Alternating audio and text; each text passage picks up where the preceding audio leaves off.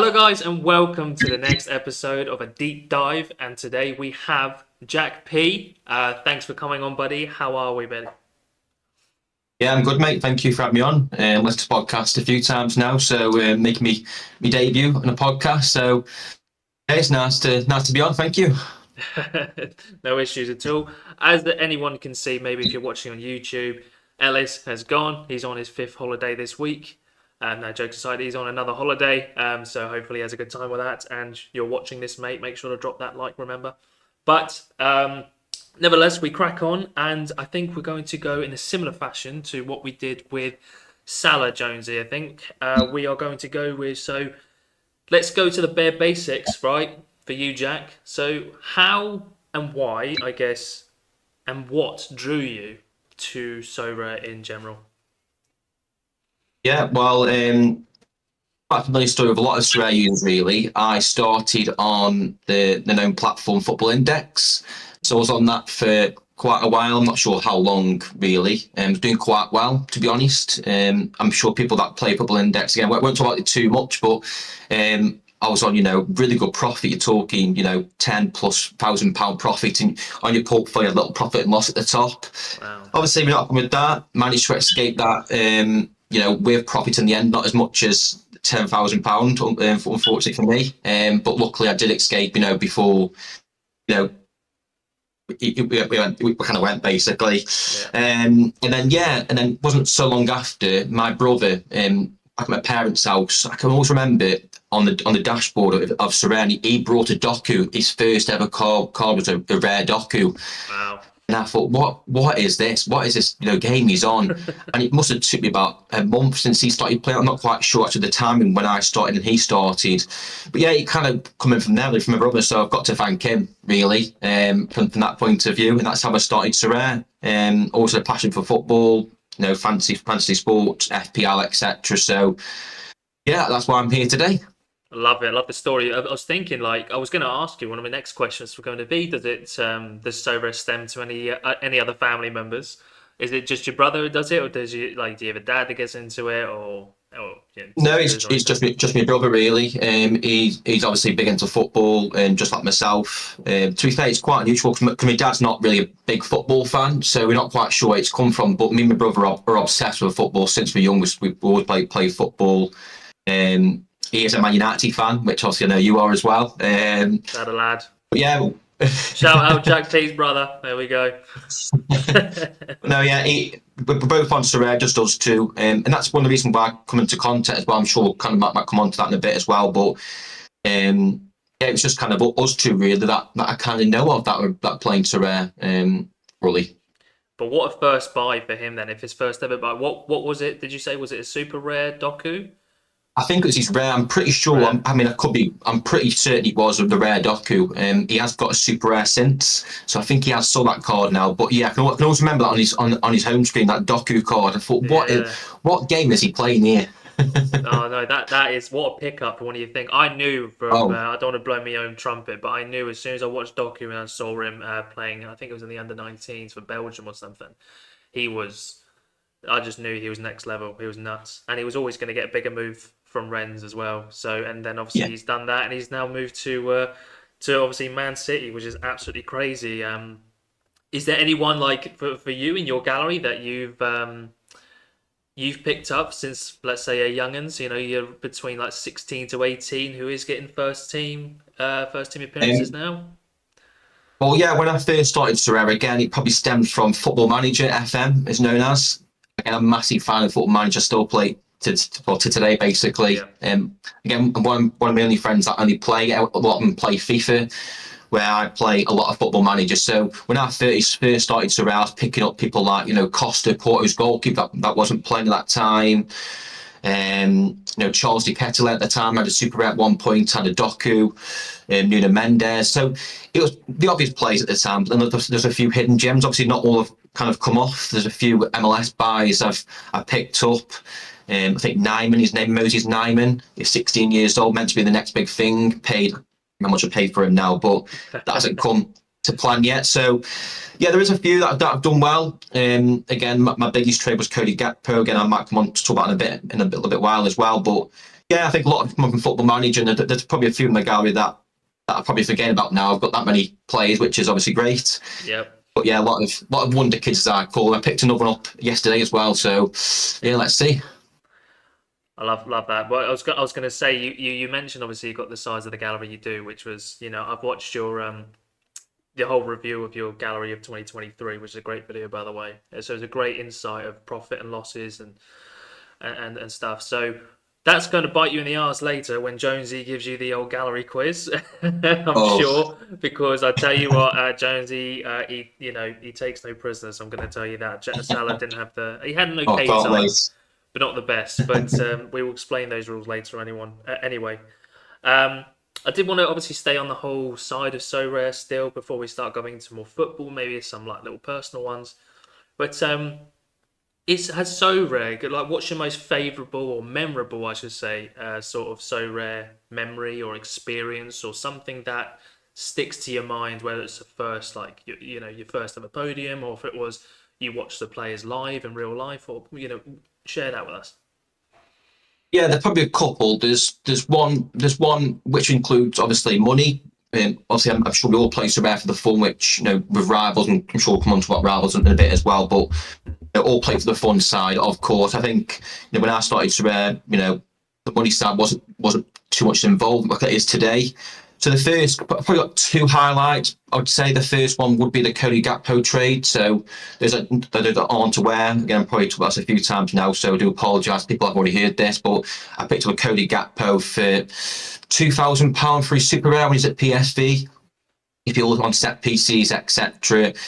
And then obviously Sorare boomed and had an offer that I couldn't refuse. I think it's £18,000, 6 Ethereum, which paid for this house deposit, which at the time I was debating whether I accept it or not. Looking back now, I was stupid to even debate, but it was just how Sorare I was back then. So that Yeah. was have to be one of the highlights for sure. And then maybe the other side is Christmas Day. I think it was 2021 or 2022 now. Because remember the rewards were on the same day, so when you won a competition, you open the reward on the same day. Like now, it's like a day after on the Tuesday. Anyway, it was Christmas Day, and I can always remember, coming downstairs, and I was more buzzing about what I got me, on Sorare than I did, anything else. And I won an all black rare card, and obviously some. I think I either won or come second that, or some in the podium anyway. So I won some Ethereum and won all black. So that was a good Christmas Day. So I'd probably say those two highlights. I'm sure there've been many more as well, but those two stick out that I can really think of at the moment in time. Yeah, I mean, what a Christmas present that is as well. A lovely, like little odd black. And obviously, I think obviously viewers have got to understand, like back when you won it, which probably would have been a few years ago, I'm assuming. Um, it was that rares were worth a lot more than what they are today. Oh yeah, So I mean, do you remember the price he was average at the time? I couldn't tell you. It would have been over £1,000 for sure. I know I won £1,000 worth of Ethereum as well. So I'm sure it's about a couple of grand. I could be slightly off there. I might be completely wrong, but yeah, I'd say around that figure if I had to guess. So Yeah. yeah, it wasn't a bad Christmas present at all. What do you think? What's your take on that, Jonesy? How do you feel about that? Getting that rare old black back in the day. What do you think to it? Yeah, that's a massive card. I've got a quick question about your Gakpo. Do you think we'll ever see a boom like that again on the platform, where you've bought a card for so cheap and you've what was it like a 9x almost, pretty much? Yeah, obviously you can get those sort of back return on investment in limited, that sort of profit. As people call it the X amount, 100x, whatever it might be. But I think for serious profit, you've got to be looking, the high scarcities. I think especially super rare. I think even goalkeepers now are still. I think some people still don't realise how scarce super rares are and uniques are. You can look at rares in 100 per player per season, which is obviously, as you see in the market at the moment, demand isn't there. But all it takes is another bit of a push, bit of marketing planning. I think super rares and something that I've been guilty of as well is not going into super rare. I think 10 per player per season, and 5 of them are rewarded. Let's say, especially goalkeepers. I think goalkeepers are the key. So I think that's something that I might look at as well. But yeah, I think in terms of the question, we've ever seen a boom like that again? Potentially, we've had obviously a Gary V boom. All it takes is someone like I don't know who. Elon It could be Musk. anyone. Elon Musk, yeah. Yeah. I can't see we have a boom like that again, but it could. Who knows? Basically, I'm not quite sure. Yeah. So just to lead on from that, a follow-up question is: so if we don't think we're going to get a boom like that again, if you were made Sorare CEO tomorrow, what would you change to keep existing users happy, but also help onboard new users? Quite an in-depth question, but I think it's a good one for you. Yeah. Again, I'm no gaming expert. I just literally play the game. You probably see me on Twitter. I'm very quiet. This Cap 240 mode, so I don't like getting involved too much in that side. But if I was in charge of Sorare, what would I do? Obviously, the ideal scenario is give out more rewards, etc. In terms of Ethereum, more money, etc. But it's all about the marketing for me. Getting people on board. Targeting those sort of players. I think have a range of promotions. I think it's good to have a mix. Free to play players. We see the rivals now, the FPL players.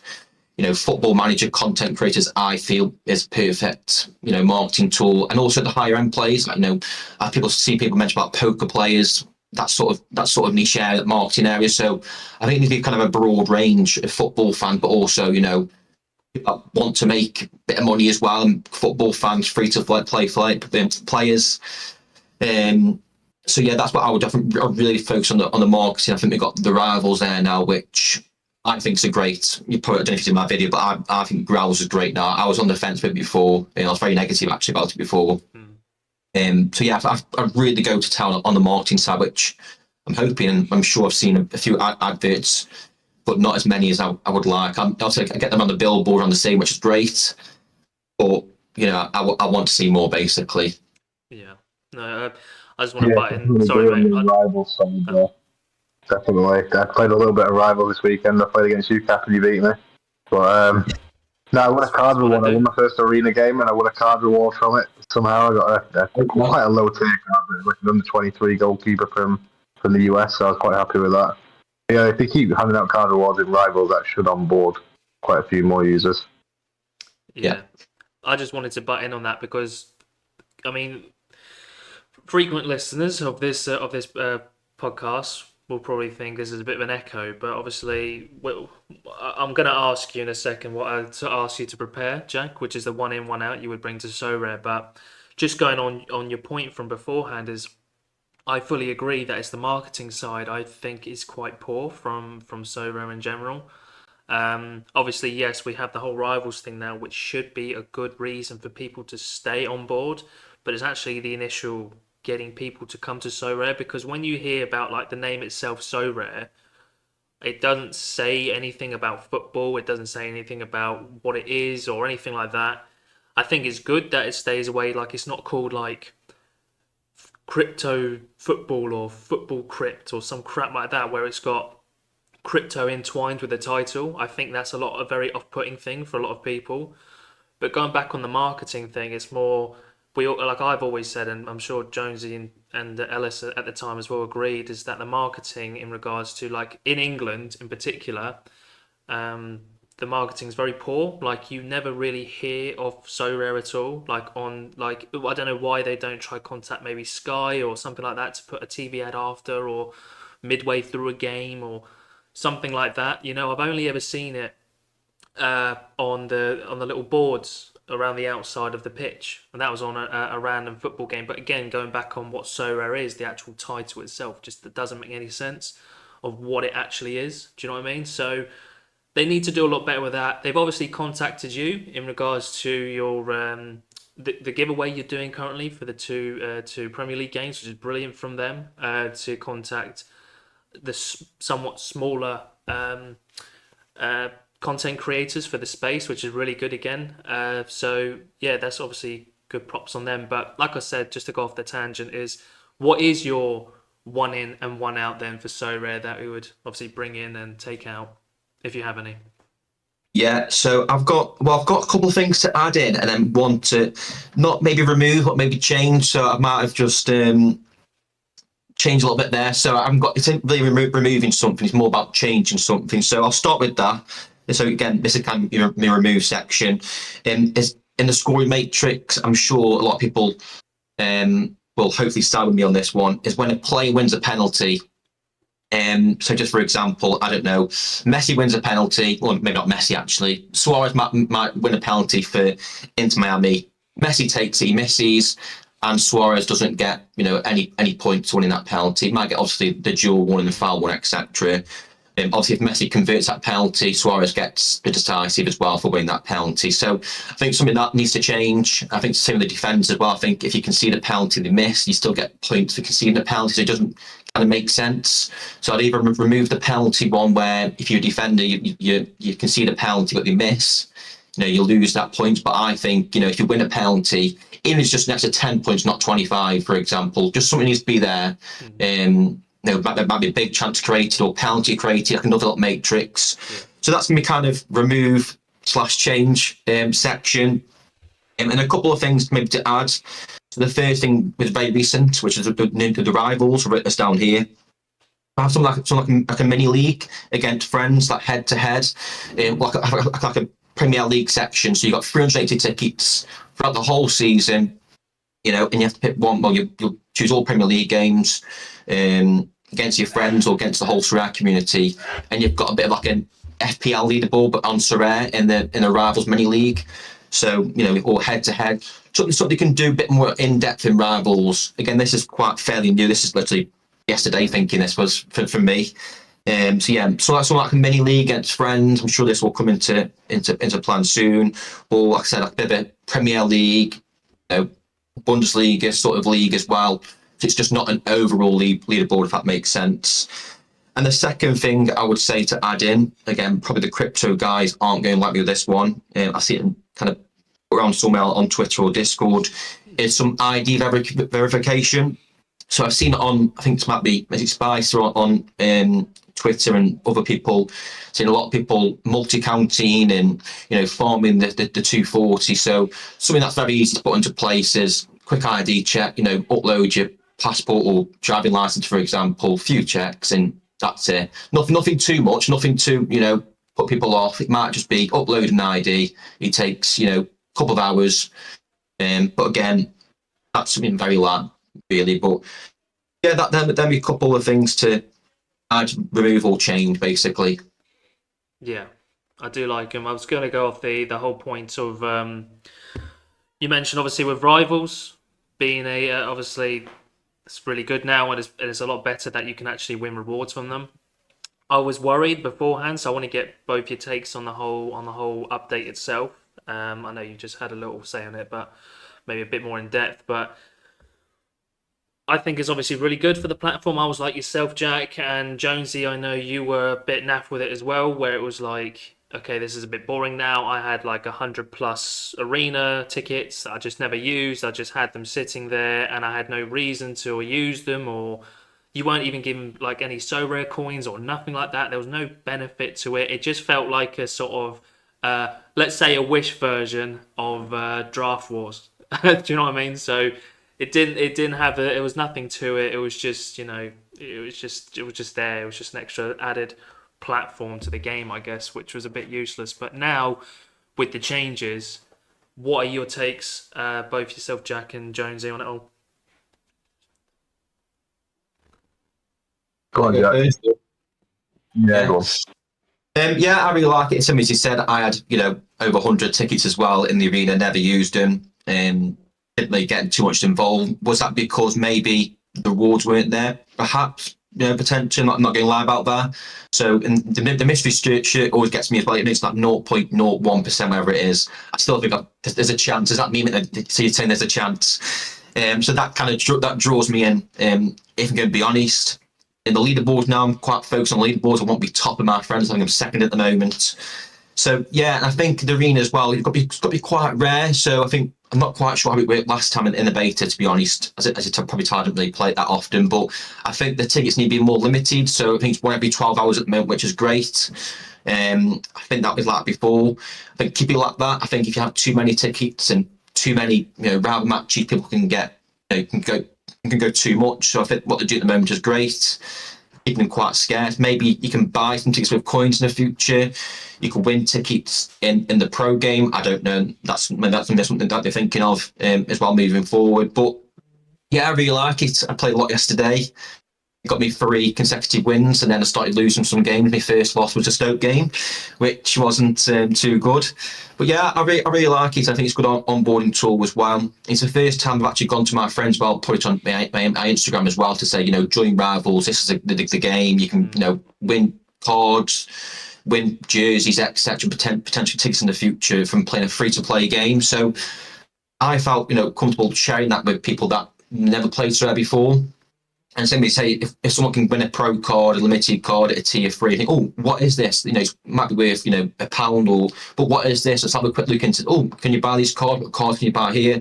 Before you know it, they've got a rare team. So I think that's a plan. I really like it. Let's hope the buzz continues. I might be sitting in a month's time thinking I'm bored of it now, but at the moment in time, I'm buzzing. I've got my lamp set for the Aston Villa Everton game. I did that before I started recording this. I've got my United Tottenham game set up as well. So yeah, I really like it. Good, yeah. Jonesy? Yeah, my take's similar. They had to add rewards in there. They have to, because it's just going to be a pointless area of the site, really, isn't it? If they didn't add any rewards in, no one was going to play it.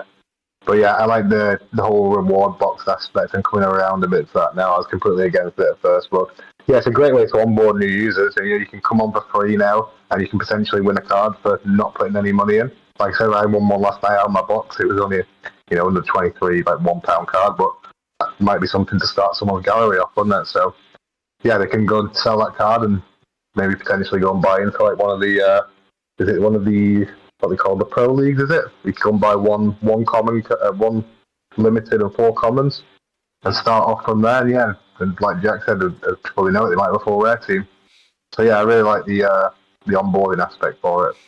It's a very good addition. Yeah, it's definitely something that what I find quite clever as well. I've said this before in the original beta of Rivals was when it said, "Oh, do you want to buy this card?" and it tells you which, it says the prices of each one, and it may be, and it obviously says you get a boost and all this stuff. So that might entwine some people and really push people, encourage them to buy said player, whether it is from someone from Atletico Madrid or from some, I don't know, any Mexican league or something like that. Literally anything.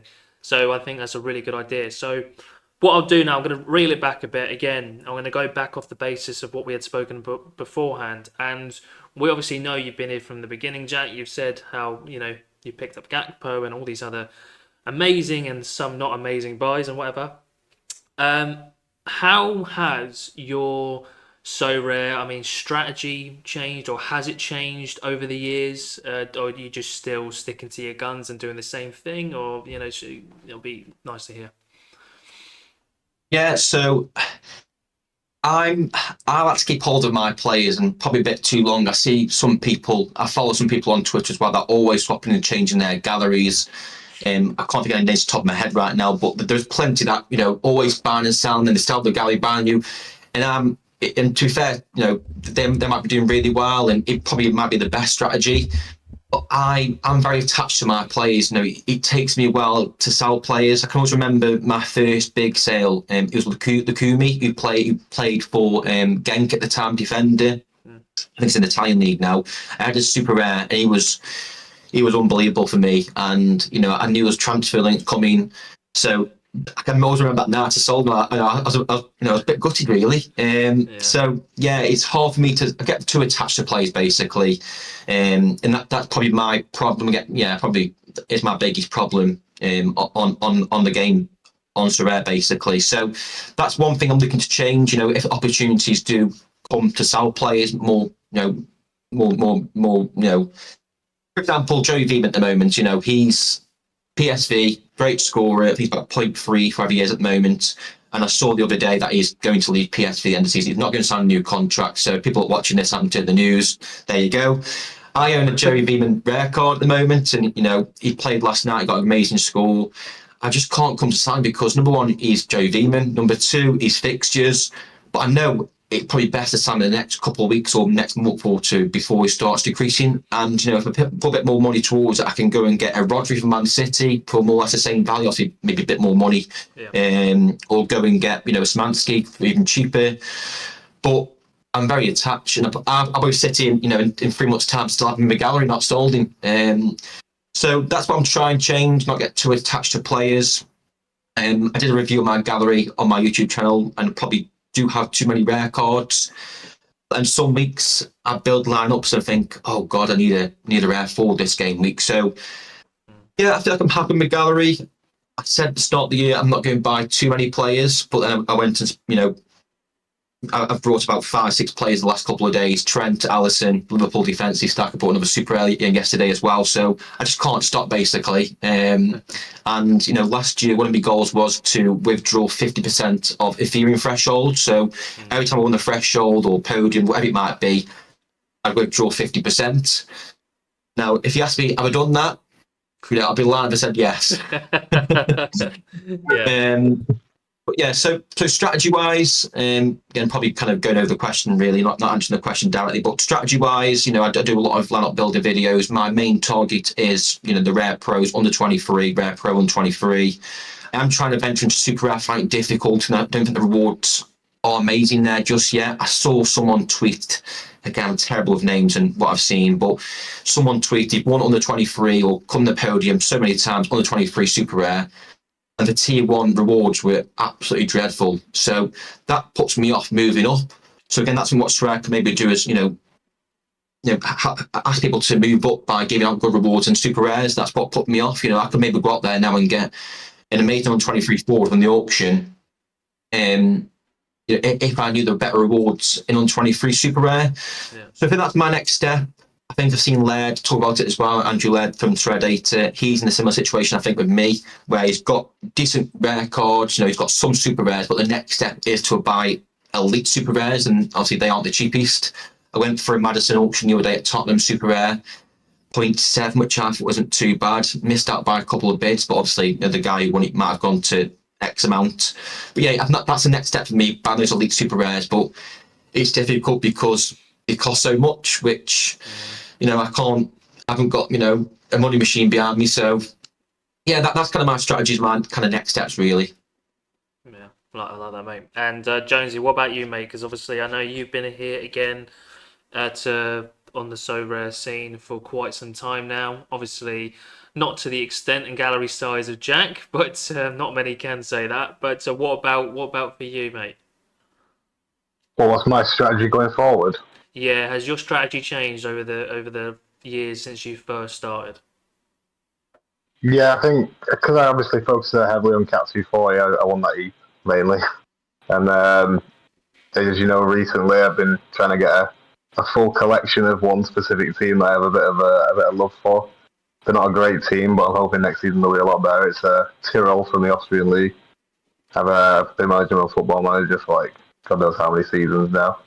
So yeah, I got a bit of affiliation there. I'm doing quite well actually, gathering all the players. And I think when they started a week ago, it was about a week ago in Rare, and I think I've got 10 of the collection now. I've got a couple of jersey mints and a few off auctions. So when you get that 15% bonus, they can have a bad game and you can still hit threshold, and that's what kind of turned my head.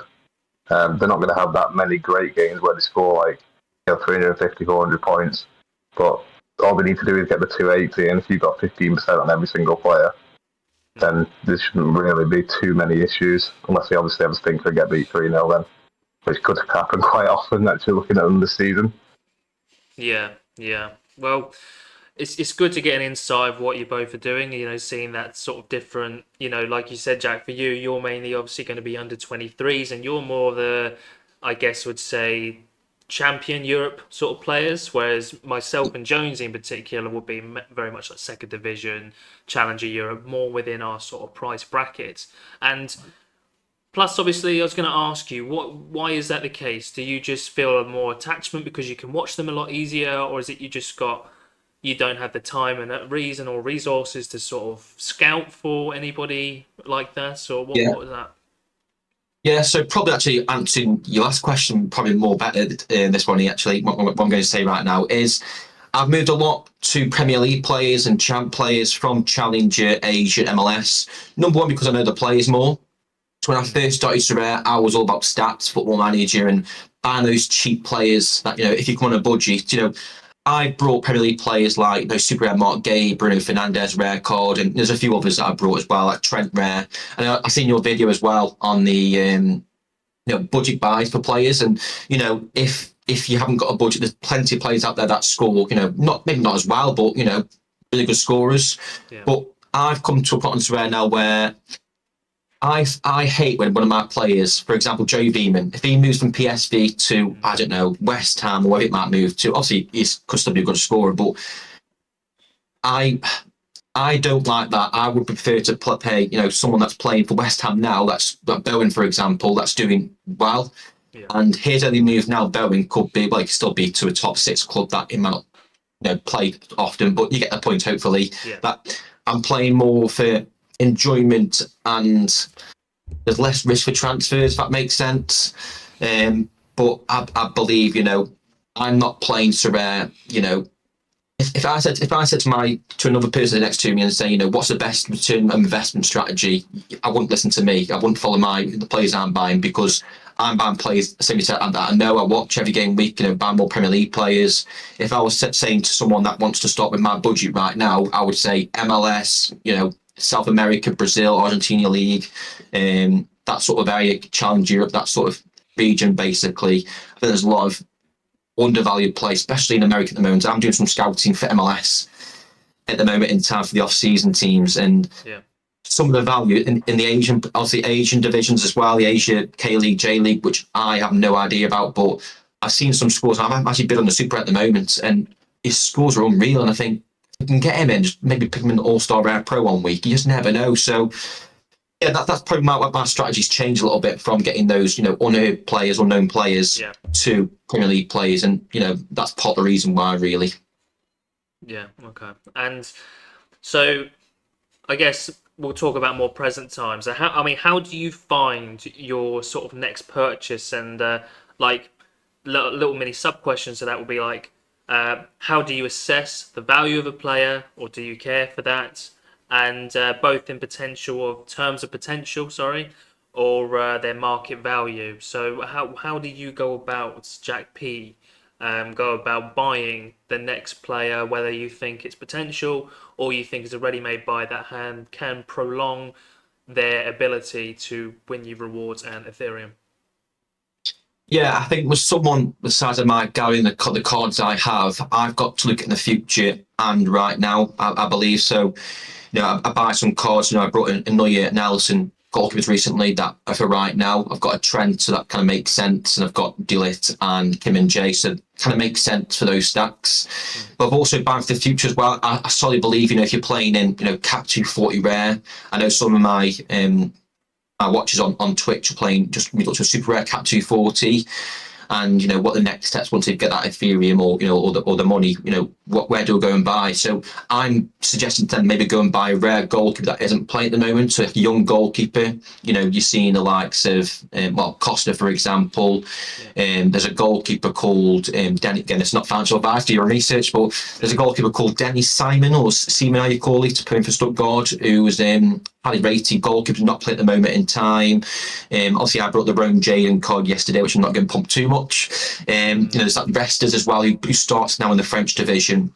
But there's goalkeepers like that, and basically cards to look out for the future. So probably a bit of a mixture. So when I look at my gallery, I'm obsessed with spreadsheets. So, for example, MLS, I don't perform too well in the off season. So that's my goal this year, is to, in June, July, I've never got the Euros and Copa America, but to really, increase my rewards in the summer, basically. So, yeah, it's a bit of a mixture of that. Look at my gallery, what makes sense. Again, as I mentioned a while ago, one of my biggest, negatives on Sorare is selling cards again to attach to players. So it's kind of going through my gallery. I do it all the time. I literally go through, I think I've got 8 pages of my gallery. I go through all my rare cards, and I find it so hard to sell players. It's like Depay, for example. I've got Memphis Depay, plays for Atletico Madrid.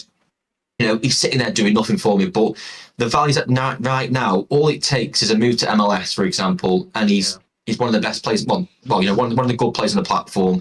So I'm always kind of worried about if a solid player like that could he, become, the next on MLS, for example. So yeah, again, probably haven't answered the question completely, but we are off a bit of a tangent there. But yeah, that's how I play. It's a bit of a mixture for the future and right now.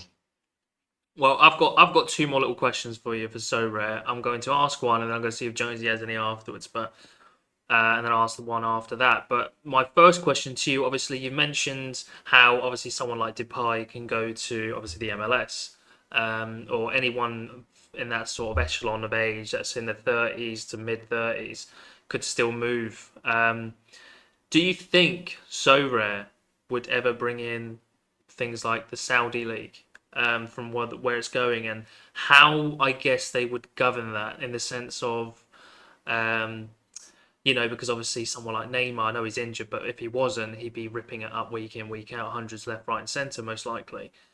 Obviously, we're seeing what Ronaldo's doing. What do you think to them bringing in, let's say, quote, but not to be disrespectful, the lesser leagues, onto Sorare? Do you think that will ever happen, or would you not do that at all? No, I think at the moment we've got enough leagues as we got at the moment in time. I think we've got plenty of leagues. To answer your question regarding Saudi Arabia, I don't think that should be covered next season as well. But one of the things, I think this season, I look at the data again. I don't follow that league, so I could be completely wrong. But as you mentioned, Ronaldo's. We've got Mane over there. That's kind of scoring goals every week. But I could be wrong. I could look at the SO5 scores, and it could be quite fair. I can't say I'm following that league. It's all basically, but if I was in charge of Sorare today and was asked to cover the Saudi League, the next 2 years, I wouldn't. I think it's still fairly new. I get, I'm, my guy got a lot of players, and if they go to Saudi, it's a massive loss for me. But that's part and parcel of the game, in my opinion. If they go to Greece or somewhere like that as well, it's part and parcel of the game. And that's just my opinion. It's one of those things that you can't win them all. I think that's just my honest opinion. In a couple of years' time, it might become like the MLS way, a bit more of a fair league and opportunities to win up every team. But from what I hear, it's dominated by 3 or 4 teams. Again, I could be completely wrong with that. Whereas the MLS is quite obviously got Messi now, Inter Miami, etc., and Alba and Suarez. So, but the MLS and how it's worked in basketball as well. There isn't a team that wins it every single year. It's kind of competitive. Again, I don't follow the MLS too much as well, but yeah, I wouldn't go for any more leagues than the top 5 leagues. Is get them covered. Obviously, the other Jupiler Pro League, etc., and the Turkish League, Scottish League, keep those leagues. But I think we've got plenty of teams and plenty of supply at the moment in time. If it does grow, the user base does grow, then and Saudi football grows and great. But looking at the next 12 months, I personally wouldn't cover any new leagues. That's just my opinion. No, I agree. What about you, Jonesy? What just before you, if you got any more questions for Jack on So Rare, do you have any input on that question either? On the Saudi League, tough one really, Leagues isn't it? being added in general, yeah. Personally, regarding the Saudi League, I wouldn't bring it in yet for the same reason as Jack said. It's almost a brand new league, isn't it? It's like when the MLS started, they started bringing in big players, and the same with China when they started bringing in big players. If you look at that now, it's sort of fell apart. So I probably wouldn't cover the Saudi League. They have covered China though. If you notice that there's a few players that are still going over to China. Um, but yeah, I wouldn't cover the Saudi League yet. Give it a couple of years, see how it's doing, and then maybe try and get a deal going. Yeah, that is true. Actually, you did. Yeah, Chinese league was one of them, wasn't it? It was going to be that next Saudi Arabia sort of thing, wasn't it? It was like trying to bring all the, all the. Who was it who moved? He moved to. He was moved from Shakhtar Donetsk, and he's touted to be the next big Oh, thing, and then he ended up moving to I think Shanghai. Um, TXera, I think his name was TXera. Oh, is it Ireland? Yeah. Yeah, he was meant to be the Yeah. next big thing, and he was touted to move to Barca, United at the time, who were decent or good. He moving to all these players, and he opted to move for the money, which fair play. But yeah, it was a good point. Obviously, bringing up China as well, because China are like that. But yeah, they are in sort of in the Sora space, aren't they? So China, no, sorry, that's K League and J League. But nonetheless, Jonesy, mate, did you have any other questions in regards to Sorare before I jump into the next one? Yeah, I've got a few more questions for Jack. So the first one's a bit more of a fun question. I asked this to Sarah last week. I'm going to ask it to yourself. So who is a player from your gallery that you recommend that everybody pick up? Oh God. Not financial advice, by the way. Yeah, yeah. No budget. Everybody's got unlimited budget, and it's somebody from your gallery that you really love. Just a bit of a fun question that you would recommend everyone. Put him on the spot. I know, put you on the spot. I should have really. Oh God. I'm just trying to have a little think now. Who I put in my team at every single game week that I know is reliable. I would say the reliable player that I've got at the moment is nothing special. He's not elite player. He's one of my favourite players on Sorare, so I'm probably a bit biased towards it. But I have to go Junior Ito from Reims in the French league. He moved from Genk. He's very consistent. I always kind of use him in Champ Rare Plus or Cap 240 Super Rare. I say consistency wise, he takes some set pieces with that Teddy Toomer a lot of the time. He's a forward, gets decent AA. Nothing amazing. He's just reliable. I think he's 30 years old now, so he's getting on a little bit. I think he's gone to the Asian Cup as well. Japan starts for Japan, but I've watched him play. I watched him play for Genk, and I watched him play in the French league, and I'm surprised not a top team hasn't picked him up. Every time I watch him again, I'm probably a bit biased because I just watch him basically, but yeah, as a player, someone that's reliable, plays every game week and gets half decent A scores as a forward card, especially playing the Cap 240. I have to go, Junior Ito, striker for Reims in the French league. Yeah, I think I saw a post on your Twitter about him. Isn't he like a bit of an assist merchant? He loves an assist, doesn't he? More than he loves a goal, really. Yeah, when I first joined Sorare, Genk were the team that I followed the most. He had Onanachu and Bongonda and Ito, and he's played every Friday night. So every Friday night, you just sit there watching the game, and you'd hear a goal. I have goal alerts on before. Sometimes watching the game for some reason, I don't know why, and I just know it was going to be Ito crossing and Onanachu scoring. It just always used to happen. Yeah, he's one of my favourite players on Sorare for sure. So. Yeah, I'd go for him, but yeah, that's a tough question. Yeah, I can't remember who Salah said last week. I've forgotten who Salah said last week. He said somebody, it was a similar price range, I think, to Ito. But yeah, I know he's a good player. He's a very good player. And he's not actually too expensive. I think he's under 100 in rare. When I saw your post, I think I went and checked him out. But yeah, I don't think he's massively expensive. So yeah, nice pick there. So my second question for you. So you did mention the MLS before, and you were going to prep for the summer leagues, and you're looking to do a lot better in the summer leagues this season. So I said, is there any players or teams that you're specifically looking at for the summer leagues? Yeah, so I've done some scouting. I did a stream the other night and got some suggestions for a bit of a defensive stack. I've done a video that's come out today actually. Bit of a pump there as well for myself. But yeah, I'm looking at different teams. I picked up yesterday. In fact, I just have a quick look now. I forgot the name. It's come San Jose Earthquakes defensive stack in Daniel and Rodriguez. So picked both them two up in the same deal. So I'm going to do a bit of a defensive stack in rare. I'm looking at under 23 targets, so that's kind of my next step now is under 23 players in the off season. So I've got my eye on, oh God, who is it now? He's completely got me. He's a midfielder, and there's that Diego Luna. There's another midfielder who plays the MLS. I can't remember his name now. Under 23, but I can't remember his name. Anyway, but I couldn't. If I have a quick look now in my watch list, he's in my watch list. But the problem is, Aidan Morris. Columbus Crew. Look at him as well, but he might potentially move to Europe. I've seen there's no concrete rumours, but that's a problem with the off season for me. I'm buying players for the off season. I don't need any more European cards, but if they're going to move, then it's going to be pointless. So I've got to be careful. So yeah, I think at the moment it's targeting under 23 players. I don't tend to have team stacks. I've got Gale, Messi, rare cards, got a couple of super rare cards. I'm speaking to a K-League expert at the moment who lives, my brother's mate actually. So He's given me some players for the off season as well that I'm looking at. Got one on auction at the moment as well, which I won't share on this podcast. But yeah, there's a few I'm looking at. His name is Cho Young Jun. I've never ever heard of him before. He's goalkeeper. No, midfielder, CHOI, and then it's Young Jun. Plays for Jeong United FC in K League. Again, I have no idea. Pronounced it like a. If someone told me that, I'd be like, "What are you on about?" Yeah.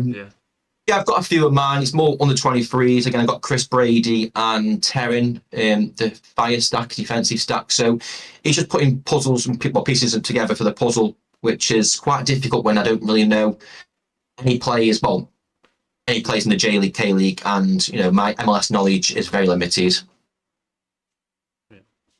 Yes, it's interesting you say about the under 23s because I think every time I got a reward out of Champ America for Limited last season, it was an under 23 player I got. Benjamin Cremanchi from Inter Miami. I think that was one, an Argentinian. Yeah. Theodore something or other from DC United. He was about 20 as well. And every time I got a reward, it was always an under 23 player that was starting, to be fair. So yeah, there is some out there in the MLS, definitely. I've got my K-League, J-League stats in Avispa and Daegu ready for the summer, all trained up on academy, so hopefully we get something there. No, love that. Well, coming off that sort of topic then, so my question, were you all done, Jonesy? Did you have anything else, mate, to ask before I jump into the next little bit? That's everything for me, Sorare related, yeah. Okay, cool. Well, the last sort of thing, I guess, somewhat, is Sorare related, is I wanted to talk about your Christmas advent calendar. How the idea came about, and did it turn out better than you expected? Yeah, so I've got to say a massive shout out to Frenzy or Jack on Sorare. I was recording a streaming on Twitch, and asked some ideas, for Christmas period. I want to do some sort of giveaway. I've done a lot of giveaways on Sorare. I love giving back to the community, especially on live Twitch streams as well. I remember one I did a stream, and I think it was the first limited card, first ever card. This guy won, and the whole stream piled in and give him other cards as well. So that was great. Anyway, that's a different topic, but it come from Frenzy. It's a big shout out to Frenzy for the idea, and yeah, it turned out really well. To be fair, I think in the end, on the initial tweet, I think over 1,000 retweets and likes. So he did really well. 25 cards. That's when I asked to support with it, which obviously they did come in the end, but it was too late. Hence why we're doing it right now for the Rivals ticket giveaway. But yeah, it was really good. Probably might be an annual thing that I do every year now, perhaps. So 25 cards for next year, perhaps. But yeah, there's plenty of ideas that I've got that I'm thinking of. I'm always thinking of things to kind of give away or interact with the community. I think Salah did something really good as well, where he did like a competition for like content creators. Well, not just any content creators, but anyone could join. I think a £5 fee. Yeah. The cut competition. Got something similar in mind, like do with like leagues where get my viewers together, and anyone can join. You have like different divisions or like a Champions League sort of format. So just get people engaged in head-to-head games and, making new rivalries, for example. So there's loads of ideas I've got, but it's just having the time to put them together, really. But yeah, to answer your question again, probably just chatting over your question here. But yeah, it went really well, and I'll probably do it again, this year. Yeah, I love that. Yeah, I thought it was a brilliant idea, mate, and I won't ask how much, but it probably cost you a pretty penny, that's for sure. But I'm sure it's brought a lot of people good attention and good awareness to your channel as well. But if we had to go on to football, so for me, this next question, right? I love to when I was back in England, I love to go watch United. Yeah, when and where I could. I was living down south, so traveling all the way to Manchester was always a ball ache. But I always loved it when you walked in and you just see, for me, the Theatre of Dreams, and you're looking around, and it's just this aura about it. It's absolutely amazing. So for you, my question to you is, are there any sort of football-related events or experiences that you haven't done that you would love to do, hopefully at some point this year? Well, first of all, I've got a apologize if my camera keeps flashing. I've got something wrong with camera, so I'm not sure if that's coming through on the viewers. But to answer your question, I haven't got. For me, there isn't like a place that I want to go. I always see stadiums and people visiting stadiums. I would love to go to Dortmund, for example, in the yellow wall they call it. I'd love to go to the MLS. Watch a couple of games over there, especially Messi. I think one of my things on the bucket list is to watch Messi live, and the only way I'm going to do at the moment is heading over to America, unless obviously they come over and play a charity game in England, for example. So that's something that I've always wanted to do. Watch Messi. Will I do it? Will I do it this year? Who knows? Maybe if Sorare watching, they can help me. Yeah. Don't know. I'll put my hand up for that also, please. I'll join you for a little combo, and I'm sure Jonesy will want to join. But Like a place where I've gone. Oh, I need to. But I'll probably say the new camp actually, Barcelona. My plan was to watch Messi at Barcelona new camp, and that was my. I had that planned out. A couple of years I'm going to do that, but obviously things have changed now. So I'll probably say the new camp and watch Messi, probably the main two. Probably say those two really. love it. I can tell you firsthand that the new camp is beautiful. It's old, it's a bit falling down, but I went to watch City play Barca in, I think it was like the semi-final, the quarter-final of Champions League a few years ago, and we still had Joe Hart. But yeah, it's nice. It's a nice ground. Okay, so the next sort of thing I wanted to ask you then, Jack, I wanted to ask you, so whether you play football now or you play it, I don't know, you used to play it, or it could be even watching a football game, right? Do you have any sort of footballing rituals or superstitions that you abide by even today? God. Very important answer here, but I don't think I do really. And I've seen some podcasts where they put like left shin pad on first, or I don't know where it might be, but no, not really. I think the only thing I would say is I don't really know. I still play now on a six-a-side, nothing more than that. I used to play every week on a Sunday, but never picked first. Basically, my brother was that sort of player, academy player, but I've never been picked first. For example, he was going to pick before me. I'm the old-fashioned centre half and centre half, centre defensive mid. That my job is just defend and get the ball away. I'm not a great player. I have no.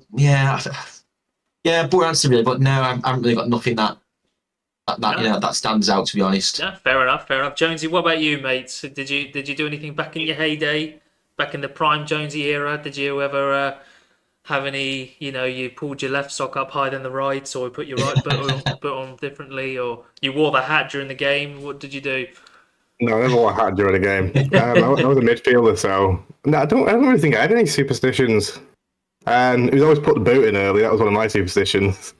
Put the boot in early and just make sure they let them know you're there early on. Yeah. That was always one of mine. But no, I don't think I didn't really have any superstitions. No, won a league title in my school. That was about it, though. That's the only thing I've got is a medal for that. Nothing to do with the winner's question. medal. You just wanted to put that in there. Love that. Yeah. Got so Love successful. Oh well, I won a cup. Nice one. Love that, Jonesy. Absolutely love that. For me, I'm the same. It was just a question that just in case you guys did have any, because to be honest, I don't think I had any. I know my dad, for example, his before when he was younger, he always got to a decent level. He always used to wear his boots when he slept, so that it would mold to his feet for the game game day that following morning. So he'd sleep in his boots. Thinking about mine were just like making sure. I think literally it sounds stupid, but when I used to feel like my socks were one was higher than the other, I used to feel like I was playing worse.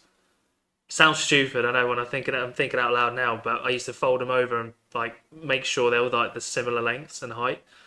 So it sounds stupid. Take the piss out of cap. I don't care. But either way, that's what I did when I was younger. But yeah, I just thought it was a funny little question for one of you guys. But let's go on to something a little different then, because I think you mentioned it before within Sorare that you, Jack, I think it was more the Belgium League. Is that still the answer to this question? And the question is, bar the top 5 leagues, right? What leagues do you tend to follow or watch, if any? Yeah, I have to say the Belgian Jupiler Pro League. I'd have to say it's top one. Um, I've tried to get a bit more involved in MLS. It's just obviously it's the early hours. So what I tend to do is wake up on the Sunday morning or the Saturday morning, and my phone's just full. And I don't know about you guys, but I follow all my plays on SofaScore as well, or whatever app you use. And I always remember it just comes through in the morning, like, Charles Gale has a 8.8 rate. I'm like, oh yeah, he's done something. So that's like I'm trying. I watch the highlights of that. I don't really watch the games, if I'm going to be completely honest. But I'd say, yeah, the league that I probably follow the most outside the top five leagues, Holland as well. So I've been following a lot of, AZ this year, PSV, but the top teams. I watched the full game yesterday on my phone while watching the Newcastle game, the AZ SC20 game. So I watched that entire match yesterday. Yeah, not basically on basically the second match on my phone. I was keeping an eye on my goalkeepers really. But yeah, I'd probably say the Jupiler Pro League. Yeah. Love that. Yeah, I usually mine's MLS. I think outside. It was something that sort of it was something because I got into Sorare off the on the off season for the European leagues. So I wanted to get in. And I thought, okay, well, I've got a little bit of money. MLS are cheap enough. I'm just gonna go pick up six or seven of them, and I just really enjoyed watching them. So Jonesy, what about you? What sort of leagues do you enjoy in your spare time outside the top five anyway? Like the Austrian Bundesliga. It's an Love the underrated Austrian league, Bundesliga. It's an underrated league. It is. I think I love it because when I first came into it, everything was so cheap. Like all the players are so cheap. Goalkeepers in rare are like 150. The best defenders are like max £30. Some of them. I mean, the handle card I bring it up nearly every episode. I bought for £12, sold him for 100. From Austria Vienna. So yeah, I think the Austrian league it's very underrated, and you can pick up some great bargains there. Bergsteller, he's about £40 now, and he's like a 20-goal season striker. So yeah, I think Austrian Bundesliga is my challenger sort of league. I did have some Turkish players, but that's that went down. That's going in the bin. They're currently being sold off, but I did get some news that Chikaleshi started today, even though he had his contract terminated 4 days ago. Did he? Oh, okay. Yeah, he got him Right. on a notification that he started today, so they must have given him a new deal. So yeah, that's a weird one. So yeah, I'm trying to get out of Turkey and get more into Austria, and I do like Belgium. I really like Belgium. We had a look, didn't we? And we found like 10, 15 midfielders that were just such high quality that you could pick up for under 100 in rare. And you got like I think it's De Kuiper. There's one, Heynen, Hermans was another one. There was loads, and we just kept thinking there's so many good midfielders there that might have to start moving into a little bit of Belgium. Yeah, I like that league as well. Yeah, definitely.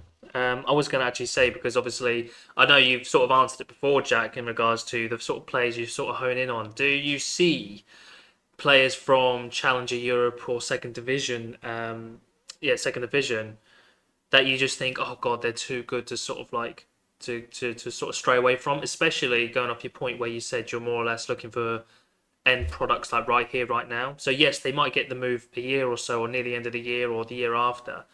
But if you wanted to utilize them right here, right now, is there anyone that sort of caught your eye for that, or you just don't bother with it at all?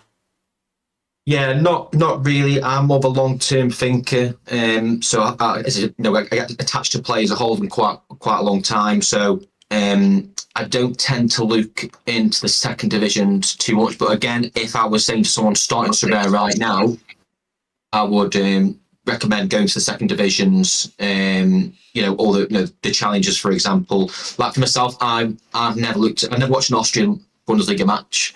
But again, if I was saying to someone starting to next to me, I would say, target maybe 1, 2 leagues and be very, become an expert in that league. And you can definitely, make return on investment, enjoy the game more as well, scouting players. And that's what I did really at the start, with the Jupiler Pro League. Rob Scoff's de start, I had him to start as one of my first super rares. He's still a beast to today. Ito, for example. So I don't really target those sort of players, especially the second divisions, but again, as I mentioned a couple of times just then, I think it's a great opportunity to get into rare, especially those underrated and undervalued players. Yeah, well answered, mate. Well answered. Do you have any sort of, I guess, unpopular footballing opinions. So, for example, do you think VAR should be about? Is there any clubs that you think are just overrated, overhyped, or going to go down or win? Or what's the other example I've got here? I've got also, players. Any sort of players that you have an unpopular opinion on that you think is better than this person, or just completely overrated? What have you got? Any for us, Jack Be P? careful, Jack. Be careful, because the comments can be brutal. I've seen that in this last few weeks against me. I think, I know I'm probably bigging myself up here, but I think I've got pretty good ball knowledge. Well, it's with your mates who just play FIFA. You know, you could say any name. You could say, oh, did you watch, such and such play, or I know him from, Rob Scoffs. I can remember him, or some. So you compare to your mates, you look like a right bloody god, like in terms of footballing sense. I can always remember Neymar came through at Santos. I was saying to my mates, this guy's doing the next big thing, and they always bring up now. I would say, oh god, I don't think so. Unless you ask me some questions, would you rather? But I think Messi's better than Ronaldo, so I'm always a Messi. That might cause some, some things in the comments. But I always think Messi is the best player in the world over Ronaldo. I don't know. I probably maybe some either rules like Premier League at the moment. I think Salah and De Bruyne are the best players in the Premier League. Haaland's a great player, but I wouldn't say he's third. I don't know, unless you give me some either rules or maybe on a different podcast, or I don't know. I'm scared though if you ask me to do some question, because I'm pretty sure the comments wouldn't like some of my responses. But yeah, I don't think we've got any unpopular opinions unless you try me. Yeah, it's just a spur of the moment thing. I thought that's why I didn't want to tell you to prepare one. It was just more or less maybe one that you hold dearly to you. What about you, Jones? Have you got any? Because I've not got any of the top of my head. I thought you were going to ask Jack the company or village question. That's what I thought you were going to ask him. There's no point, but all right, Jack. So we've had a good 2 or 3 hour debate on this, haven't we? We had a massive debate. Podcast, exactly. We had a big debate on this. All right, Prime Company or Prime Village? Who's better? Oh, that is quite tough. I'm not gonna lie. I wish I didn't ask now. It's closer than you think. Don't get up. It is company. I'd probably go, as much as I don't like Man United. I think I'd probably say as a defender, if I pick one of my team, oh god, oh that is tough. If I didn't go together, I'd probably go Vidic, but I'm not slating company. I think they're both nowhere on the level with Vidic. But yeah, all right, I get and value your opinion. You are a guest at the end of the day, but you said the right answer. Well done. Thank you very much. Like I always said to you, I couldn't win there. I couldn't win. No, you couldn't win, mate. But fortunately for you, I'm the one hosting the show, so thank you very much for that. Ferdinand over Vidic, company. Sorry, Ferdinand over both of them, and company over Vidic. That was what I always said. Yeah, I think Ferdinand the bet. Ferdinand Vidic and company. Yeah, that is a tough question. You should put that on a poll on Twitter. That is a good one. Might have to. We might have to put it on the AA podcast fucking thing afterwards. That's fine. We'll try that out. I was just thinking another sort of prime thing on my head while we were sort of on the debate of things. What about prime Neymar versus prime Bale? Bale. I'd probably go Neymar. I think that's an easy Neymar for me. Yeah, I'd probably go Neymar, but if in a one-off game, Bale could, any player could do it, but I'd probably go Neymar, I'd probably say. Yeah, I would. Well, I know some people would definitely pick Bale, Champions League final, etc. But I think, it's that. These are great. You should definitely put these on the poll. I wish you'd asked now. No more. Yeah, all right. Well, we'll come off that a bit, all right? Because I feel like you're a bit like origami, Jack. You're folding under pressure, mate. So I'm going to come off you a bit, all right? And we're going to go into something somewhat similar to the prior question. But are there any rule changes you would bring to football? Like for me, for example, just to give you a bit of thinking time, I think, thinking about it rawly, I wouldn't mind a stop the clock sort of thing, where the ball goes out, you stop it whilst in play, and then you play to the last attack from the 90th minute. Rather than this whole fucking about, it's 2 minutes at a time, it's 8 minutes at a time, it's 12:15, and all this rubbish malarkey. You can literally just stop the clock and play on when the ball gets put back into play. I don't get why that's such a big big ask, but it could be something that I would like to see implemented into football. So do you two have any others? I don't have a rule. I'd probably say with VAR on a bit of a sort of subject, Mm-hmm. I would only use VAR for offsides. I think, I think foul. I think sometimes. I think we talk about football now and VAR more than we did pre VAR when penalties and red cards, etc. So I'd only keep VAR for offsides. I think it's great for offsides, but anything else I wouldn't. And maybe the handball rule, I'd probably say. I get, especially in the Champions League as well.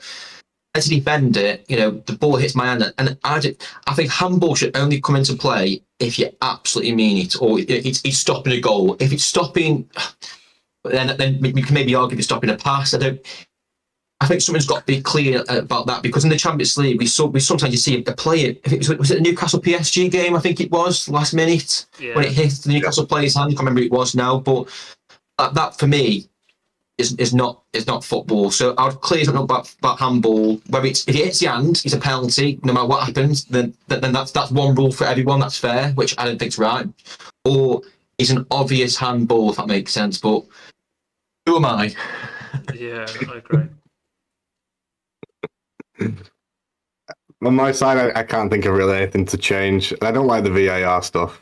I like the stop the clock idea. They do that in the NFL. They do the stop the clock whenever somebody throws a flag or it goes to well, even if the ball goes out of play, it stops, which obviously means the game's going for about 3.5 hours, which is always fun. But no, I like to stop the clock for VAR only decisions. Obviously, the ball goes out for a corner, we're not stopping the clock there; it keeps running. But yeah, for VAR decisions, I'd have to stop the clock as well. I think that's a good idea. It's the first thing I think you agree with me on, so I love that. Anyway, we're going to go on to last little parts of the footballing sides, and then we're going to go do a few easier questions for you, Jack, in regards to the more personal side of things.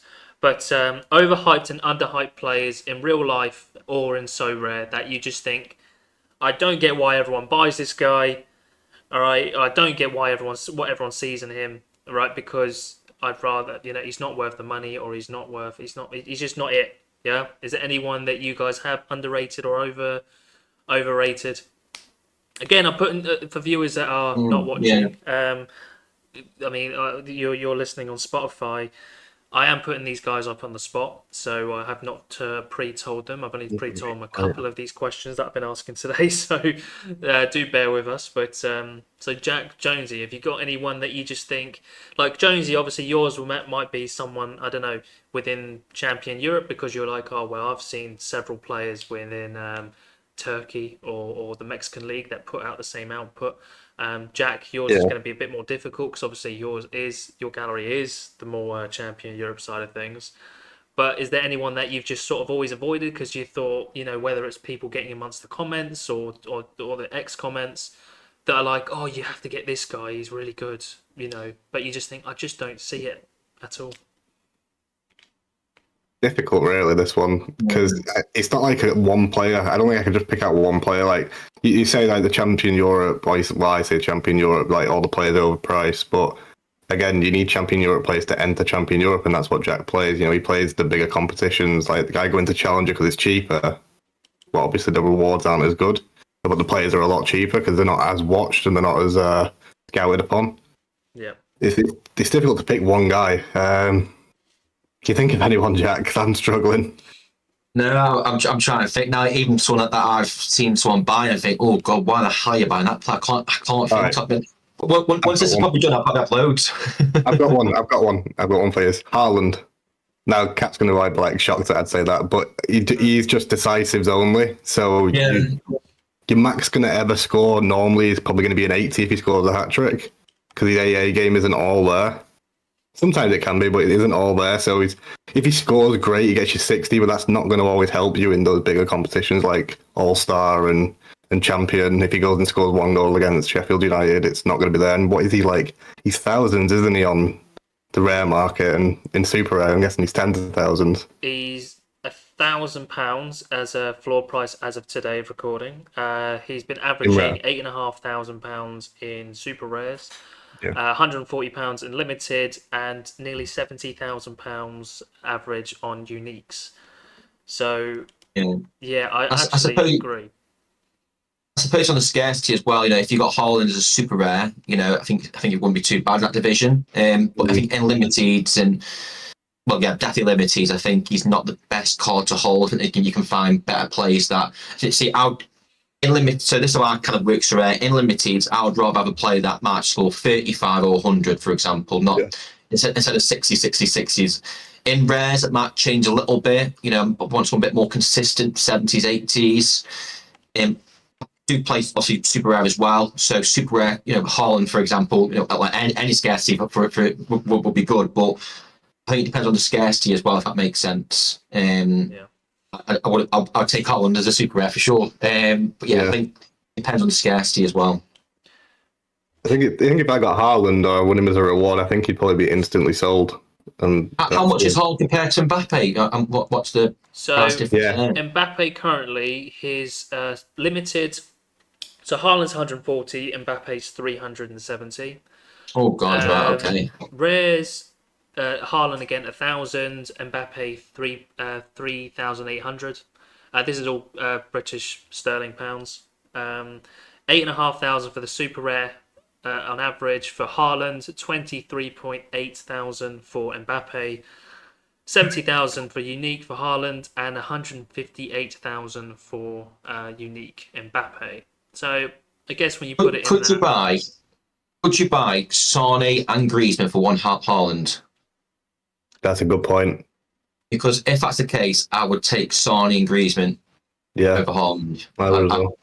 Well, Sane's rare. If we just talk rare, is £570, and Griezmann, where is he? He's £584. So yeah, basically £100 more for those two instead of just a Haaland. Yeah, so I'd personally go for Griezmann.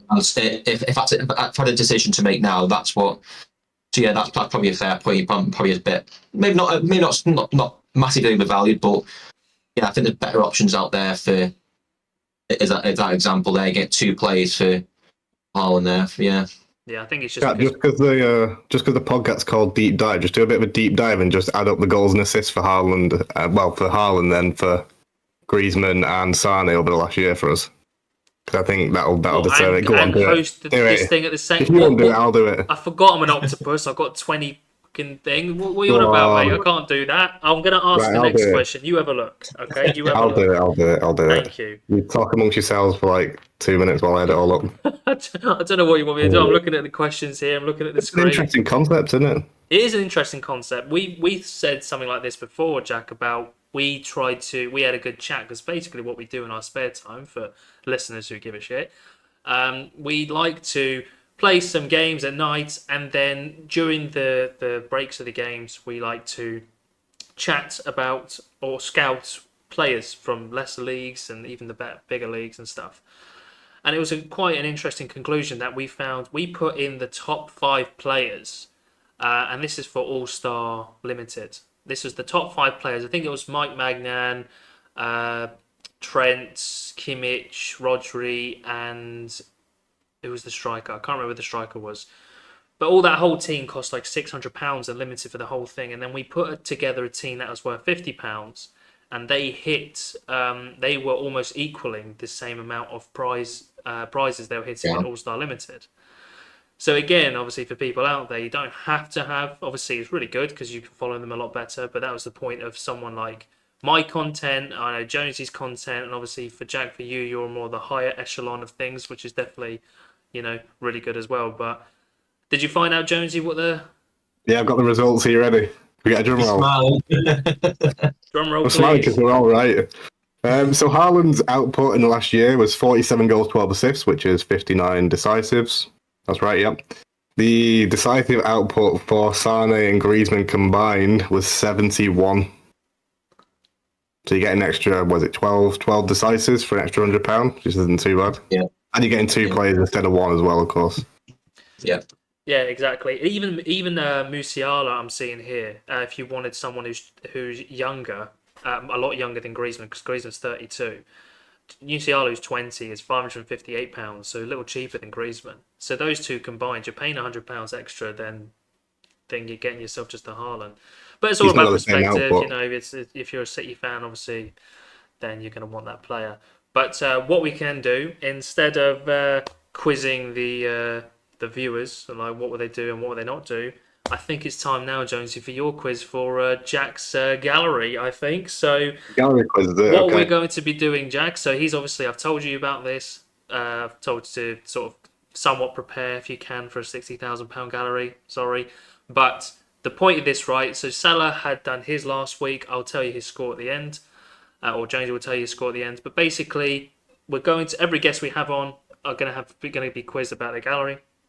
And whoever is second will win a mystery scarf. Yeah. And then whoever's first will win a mystery kit. Obviously, all T-shirt provided box. from the AAS podcast. So, no, good luck for it. Oh I know God. you're folding like origami, like I said earlier, but you're all right. You're okay. Don't worry about it, and just try and answer it the best you can. Like I said, Jonesy does not take any prisoners, so do No. not be scared if you only get 1 out of 10 here, okay? Because it is difficult. But take it away, Jonesy, mate. So most of this is from Sorare data. So if you have any grievances or you want to throw a VAR check in, take it with Sorare data directly. But yeah, we'll get straight in. So like I said, there is 2 prizes. First and second is first is a mystery shirt, and second is a mystery scarf. I've got the questions here. Let's get them up on the big screen. So, JackP, are you ready for your gallery quiz? Go for it. Okay, question 1.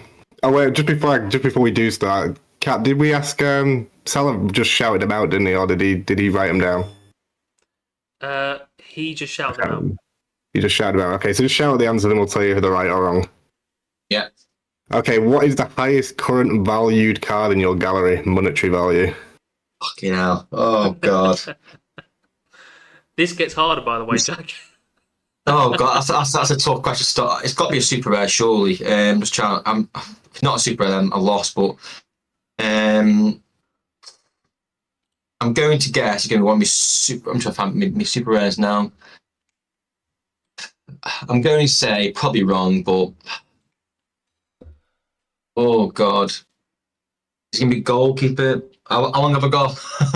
As long as you want, mate. Just don't be googling.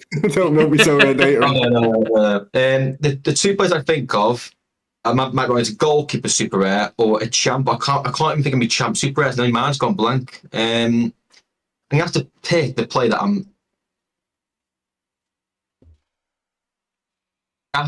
this is gonna be wrong, but I can't think of anyone else for some reason. Who are my champ players now? I can't think of my champ players. You have to go. I have to go Unstall super rare, but that's getting wrong. Might be right if Sorare data's ballsed up, but I've got Cassier super rare as your highest valued one when I go on Sorare data. Yeah. That's a 0 for 1. I think that's how Salah went though. Or did Salah get the first few right? I've not done it in a specific like easiest to hardest now. Oh, you this haven't time. done. Okay, so No, there you no. go, Jack. This one for Jack. Jack, you've got to get this. Okay, this is a must get for you.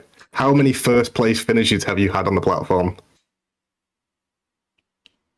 Oh no, I thought you'd get that straight away. I put it in as the easiest question. I thought you'd just go, yeah, it's this. I was like, yeah, that's right. I think because when I did my review and video, I'm pretty sure. Oh God, I've got 2 numbers in the head. I'm just gonna guess 6. It's 5 or 6. I'm gonna guess. Oh God, I've 6. I don't know. It is 6. Oi! There you go. Well done. Oh God, this is hard. It is. It's going to be difficult because we've got so many guests on. There's only 10 questions. We've got to make it as hard as possible. Yeah. Right. Okay. I've got one. Question 3. You've got one. You're on the board. So, what is your best ever finish? Well, I probably worded that wrong. What is your best finish in a rare competition this season? So that's since game week 400 onwards. Oh God. Oh. I know I've come first on the 23, but when was that? That might have been the start. That was in January. Oh God. I've come second recently. This Europe season onwards, I think it's about the end of August onwards is when Europe started. Oh, hang on. I won I won silver, Antonio Silva, but where did I finish? I'm going to get second, but I could be wrong again. You might be right if Sorare is messed up. I got 6th in All-Star Rare. Yeah, I definitely won silver this season, but that might have been in Rare Pro on the 23 Rare. I can't remember. I can't remember. I don't want Luke because I don't cheat, but yeah, I won. It must have been Rare Pro. Yeah. Should we do a quick VAR check? Yep, go on. I might be wrong. I might have finished 6th in one. I can't remember. Yeah, have a quick little Do check. you think it was the Antonio Silva one? Yeah, I might have finished 6th. That might have been the one. I'm not sure. That might have been the one, to be fair. I remember seeing him in your gallery. Where is he? Whilst we're waiting for Jonesy to do that, guys, make sure to leave a like, comment, and subscribe to the channel. Make sure you check out Jack, Jonesy, and myself all on Twitter, and to rate us 5 lovely stars on Spotify. Jonesy, have you done the VAR check, mate? What is it? Yeah, so Jack, I'm going to read you the question again, and I'm going to tell you where Antonio Silva when you won him. So I said, what is your best finish this season in a rare competition, game week 400 onwards? You won Antonio Silva in game week 399. That's so unlucky. I knew I won him right at the start of the season, or right before the season started, because I needed an un-23 defender for the season, and obviously I won him right at the end of the start. Yeah, that's well unlucky, that, to be fair. Well, we have to be harsh. We have to put an X by that one. No, that's fair enough. Yeah, I'll take it. Even though I didn't get it right, I'll still take that. Yeah. You're a winner in my books, Jack. Don't worry about it. On technicalities, you were right, but because I put 400 onwards in there, it wasn't right. Yeah. The rules. There we go. That is the rules. And the next one is, what is the oldest card in your gallery? So the card you've had the longest. Come on, I believe Mr. that's right. Sentimental. Come on. It's going to be an Asian player. If it's not an Asian player, oh no. Why are you right. Jonesy? Yeah, you gotta have a little clue. No, I gave Salah a little clue. Salah's going to be pissed. The only people I can think of is either the goalkeeper that might have brought. The oldest player, is it in my gallery right now? Yeah, it's the oldest one that's still in your gallery, I believe. It's not an Asian player, between 2 players. It was between Otavio, because I remember buying him in rare, or a goalkeeper. I'm trying to get a goalkeeper name now that I brought early. I always remember Otavio because I brought him, and he's obviously down in Saudi Arabia, and I was looking at selling him a while ago. He's the last on my page. Or a goalkeeper. I can't think of any goalkeepers. I know one Mignolet. Oh, God. I think for time, I'll just have to guess Otavio, but it's probably going to be goalkeeper. You've got plenty of time if you want to have a think. No, I'm going to go with Otavio. Obviously, the former Porto player, but... We need the countdown timer clock. No, we don't need a countdown time clock at all. So when we go into the oldest players in your gallery, and we scroll down, comes up with Zeno de Bast. I don't know that's right. That's what I've just got there, but what I've written down is somebody called Geordie Scheffelhout.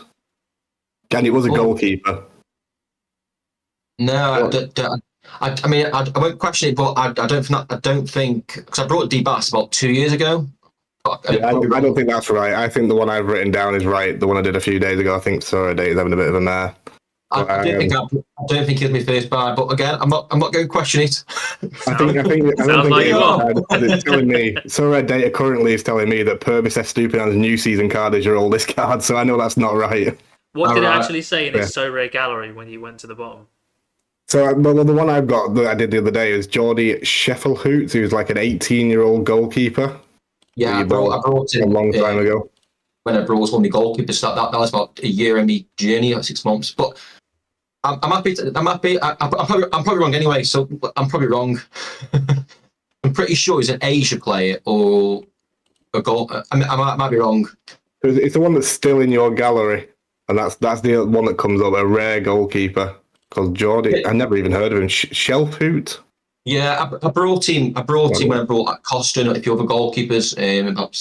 That must have been about 6 months in my journey, I think. I've got here. Yeah. I've got something different. I've got Mate Jonjik. from. See, that would sound. Yeah. That says he was bought over 3 years ago. I don't want to go on Sorare and have a look because I don't be like, you know. So, yeah, so Well, from I'm what wrong. I see, Jonesy. I'm going to be wrong. It's not a Tavio, so there we go. All right, because Yeah. we don't have an answer to the question. Do you want to just maybe make a new one up? No, honestly, I wouldn't know it. I wouldn't know it. A Tavio is not going to be right. So I'm sure I'm sure it's an Asian player. Tavio's second last. Yeah, on yeah. my So screen. there we go. There we go. So let me just see. Yeah, Tavio isn't even showing up for me. Yuya Oki's another one that comes up for me. Again, not sure. Yeah, the last three are Mike Magnan, Otavio, and Oh. Yonyik. They're the last Yeah, three for me. That sounds right. So I'm pretty sure. I'll have to have a look after, but I knew it was. I'm pretty sure it is an Asian player that I've still got. But yeah, I want to guess it anyway. Yeah, I see those now. I see Yonyik, Otavio, Mike Manan, but above them is the weird players like the 23, 24 players are there, and there's Bacasitas is there. I don't think you bought them before. Lorenzo Insigne's very, very old card. I think it's his first card is in there. So yeah. I think I'd never get that. I think I'm pretty sure it's an Asia player, but I think Otavio and I knew it was a goalkeeper as well that I brought. I personally say as well. the mediator here, I think a new question, mate. I think it's not quite accurate. And he did say Asian player, which he is. I didn't guess the name. I'm all right with that one. I didn't get it right. I can get you. If it would have said John Chick, I would have maybe argued it, but I would never guess that. We will get you a new question. I've got one and in my head already for you. All right, so I do want no more. No, go on. That's a void. A little bit of it should be an easy question because I'm guessing you followed your team this week. Don't say that. So I'm looking at your current SL5 results. Okay, I'm looking at your Champion Europe team is doing very well, Jack. Very, very well. He's 22nd currently. Which player out of the 5 you've got listed there has scored an 88? Go on, before it's either Musial or Delict. I'm going to go Musial because he scored 2 goals. It was Delict. Oh. Musial scored 104.3. Oh, that's jarring. That's looking at it. Oh, Jack, what we forgot to mention, mate, is that if you all the rest of these answers are wrong, if all the rest of these answers are wrong, you have to let us build you a lineup and we get the reward. That's not a good idea. Anybody scores under 5, I'll make the questions extra hard then. I won't come on. Right. Oh, can't believe I got all wrong. So that's very recent as well. Is that with the bonuses, that one? Sorry, what was that? Was that with the bonuses? Yeah, I believe so. Well, I'm looking directly at you, sorry. Yeah, even without the bonus, he scored a 93.1. Yeah. But yeah, Delict got his 88.1 with the bonuses. That's a good team. That's looking like it's going to get a nice reward there. We're not the best on time at the moment, just recording this, but we're going to put a timer on now, I think, for the next last few questions. All right. So let's go. Okay, no problem. So your next one is which card, according to Sorare data, has given you the highest gaming yield on the platform? Ooh. Oh God. And we're going to go into the jacket as well. I think I know the answer to this one because when I did my 3-year review, and I noticed there's 2 players. I think it's Gil and not Kimmich because Kimmich is my top card reward. And Gil is my top yield, but that was when I did my video about 3 months ago, so things might have changed. Because he hasn't played, but I'm just going to go with Gil. You're definitely going with Carlos Gil, yeah? Gil. I got it smile. I won't change it. I'm just going to. It sounds like Delict Musiala. Carlos Gil is correct. Hey! Clap. Golf clap. So, question 6. This is a tough one. So the last time you hit threshold in rare, okay, I'm not going to tell you how long ago it was, and you can have a point either way on the answer to this. What was Theo Hernandez's score? So Islam must have kept a clean sheet. I hope. I don't know. Oh, I'm going to guess 67. I don't know. It was 83. That is such a tough question. Oh. I must have been angry when I put that in. So again, this one should be a little bit easier than the last one. I think any question is easier than the last one. So what month and year did you join at Sorare? It was 2020. I'm going to say, oh god, September 2020. That's why I've heard September 2020 is correct. Hey, he's on a roll now. 27th of September 2020, to be Maybe exact. we should have avoided that September, first October. question. Okay, so we're not doing too bad. How many have we got? We got 3. Respectable so far. You just need a couple more to beat Salah. Well, he doesn't know the score yet, Joe. Your next question is, what is your current roster valuation? And then you can have a grand either way for this. Oh, God, I value mine and Eve, so can I do it to Eve? I don't know if I can let you do it, Eve. Hold on a second. I might be able to let you do it. If I take amount and you can. Oh, yeah, I can convert it, so that's fine. Yeah, that's fine. Because, oh God, I don't know why I said that because still 30. Well, it's 30 something. I'm pretty sure it's 30 something. I'm gonna go 33. I'm in the middle. 35, 30, 30, 34, 30, 35. You've got to pick one. What we're going with? I don't know. 30, 35. Lock in my first answer. The 35 apparently comes to £69,565.87 on the calculator on Google. I think that's too much. Your roster valuation is 55,750 for when I did the quiz. Yeah. It's a little bit too high. I feel like I'm going too harsh here, Kat, with like these questions, like grand either way. To be fair, I think that's a fair question. I know a lot of people don't. I don't look at my value because I know a lot of people tend to do. But to be fair, when you said the other day, check look at your GAR, that's the first thing I did actually check my ETH value. So I'm surprised I didn't know that question, but I just completely forgot. to be fair, Salah had some difficult questions as well. So Yeah, they did, to be fair. These questions are good, yeah. So there's 2 more questions left. So this question I'm hoping you'll get because I'm hoping you keep track. But how many total card rewards have you won in Sorare? Oh God. And I think I should give him 10 either way on this. It's a lot, so I think I should give you 10 either way. Is that right? Is that right, Cap, with your adjudication? Referee on the sideline? Yeah. 10 either way. I know it's above 500 because I hit that at some point last year, so I can remember hitting that. And I'm pretty sure I was close to 600 before Christmas. So how many rewards have I won since Christmas or since the New Year? Not many. Oh, I'm going to have to just guess because I can be all day. I'm going to say... I'm just going to say 600, but I'm probably... 600. 500, I don't know. So you're going with 600, yeah? Locking it in? I'm going. Oh, can I change your mind? Okay. Yeah. I'm going. Oh, 595. I don't know. 600. Oh, 595. Jack, 600. 610. 610. Yeah. That's why when he said 600, he was like, bang on. You know what, that's Jack? perfect. I'm glad you're I saw you. losing. I saw you when I said it. Oh. You know what, Jack? I'm glad you're losing. It's hard to feel sorry for someone who's won 610 fucking rewards. I don't see you. I can put it. Oh, why did they change your mind? Why did they change? Right, I'm not going to change your mind on this last question. Oh, you just missed by 5. That's repulsive. Right, again, this one's up for debate if Sorare data's messed up. But what was your first ever super rare reward on Sorare? Oh. I'm going to go and double check it because, again.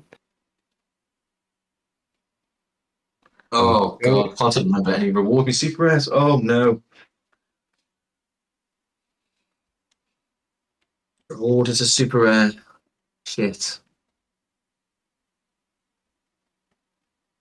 I did a bit of research before this, but I didn't know these. These are good questions. I've got to say, but I can't think. It's got to be. Oh, yeah, I don't know. I'm trying to think of a super rare that I've actually won. It's hard to research when you don't have a clue what it's going to be on, though. I know you know it's somewhere around Sorare data, but to actually remember what it's exactly on. Yeah, I think I've got this one right. The first super rare that I won. Oh God, no, because I brought Kral. Oh God, I'm trying to think of the people that I've got won. a good score that won this. Oh, No, a good score for me anyway. It might not be a good score for yourself. I've seen some of your scores. Oh no, I can't think. I can't even give you a name. Mine's. I have to pass. How bad's that? I can't even think of a name. I'm just trying to think of a region. I can't even think. Who the won as a reward? I'm going to see if you've kept him, actually. I don't think you have. I'm going to guess because it's definitely the first one because I have to put that. No, I won Kepa as a reward for Chelsea, but that was miles in my journey. Yeah, I have to pass. I have to pass. So the answer was somebody called Lee Soo Bin. Oh yeah, I want to. Did I finish first? I know the rare reward is that game week. Martinez. You finished first in under 23. Yeah, I think I won Lautaro Martinez as well from Inter as well because you get a super and a rare. I remember that now. Oh, Let me top up your scores. Let's have a look. I called me that question before. That's really got me. Oh, why did they change your mind? Why did they change your mind? I know. Why did you change your mind? I knew I was close to 600 before Christmas, and I mean, I must have been doing well. I must have been winning the rewards. Yeah, you've been raking in the rewards. See, hard to feel sorry for you. So I think we're going to get a little bit of a leaderboard on screen from Cap now, but you finished on 3 out of 10, which actually isn't that bad considering how difficult the questions are, Jack, to be honest. It'll be like that for everyone, Jack, no problem.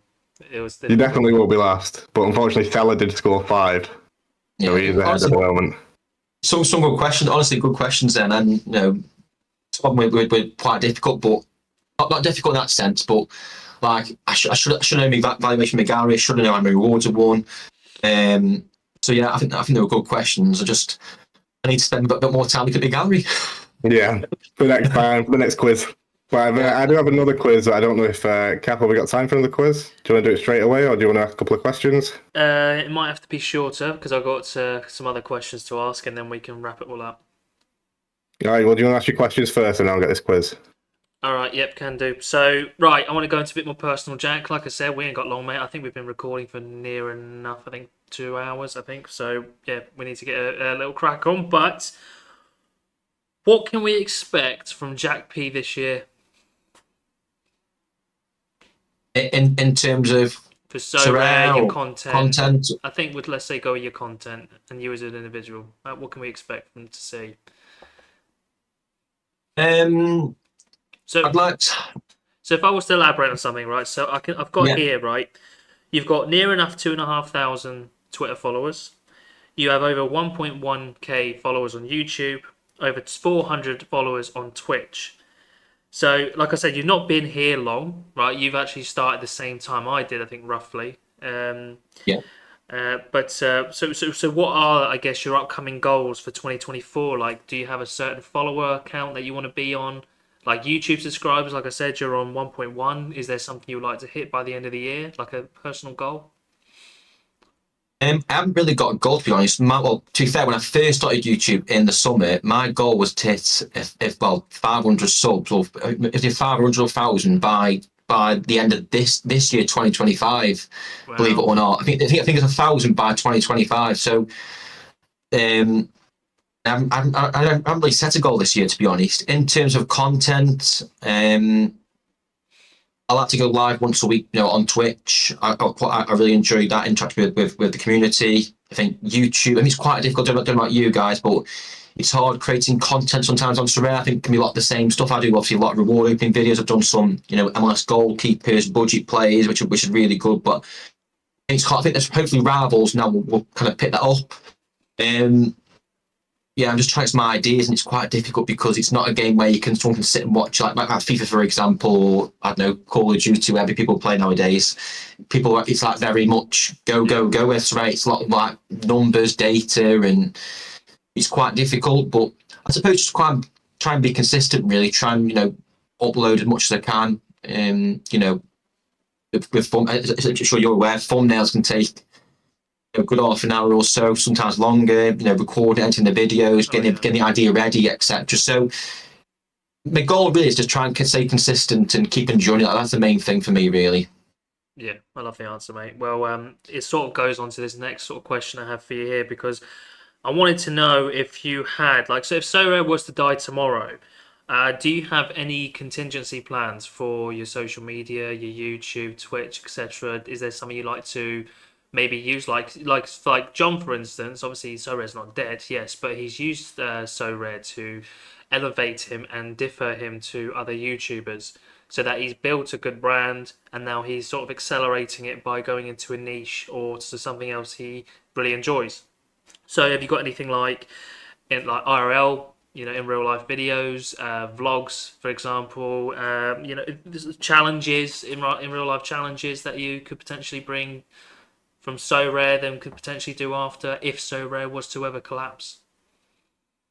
Yeah, I don't think I've ever thought the idea of going into content full time. Who knows? But I think the reason why I've started content is because of Sorare. So if Sorare did die tomorrow, it'd be quite difficult to me to continue. Maybe something like Football Manager, and I've seen a lot of videos like that, experiments, and I don't think people watch that kind of stuff. I like just in football. In terms of in real life sort of stuff, I can't see myself doing anything at the moment in that sort of field. Again, probably come from the passion out from Sorare. So when obviously, I never thought of creating content, and probably the reason why I started creating content because there's not a lot of people in my friends group, if any, that play Sorare. So it was for me to kind of really just talk about Sorare with people like yourself, really, like today, doing podcasts, Twitch, YouTube videos, and just someone. I talked to the girlfriend. She's like, "What? What are you on about?" So it's just kind of someone just kind of talk to and get off my chest. Really, that this player is good. Someone listen to me. I don't know, something like that. So probably to answer your question, Sorare die tomorrow. I'll probably say Football Manager. Again, probably just go blobbing on here. So yeah, probably Football Manager really. Okay.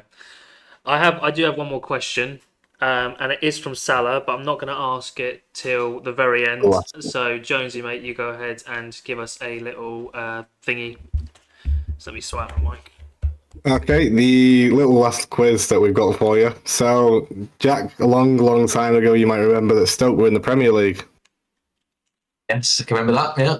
Yeah. Oh god. So, I want you guys to name the starting 11 from their last ever Premier League game against Swansea, where Stoke won 2-1 in the 13th of May 2018.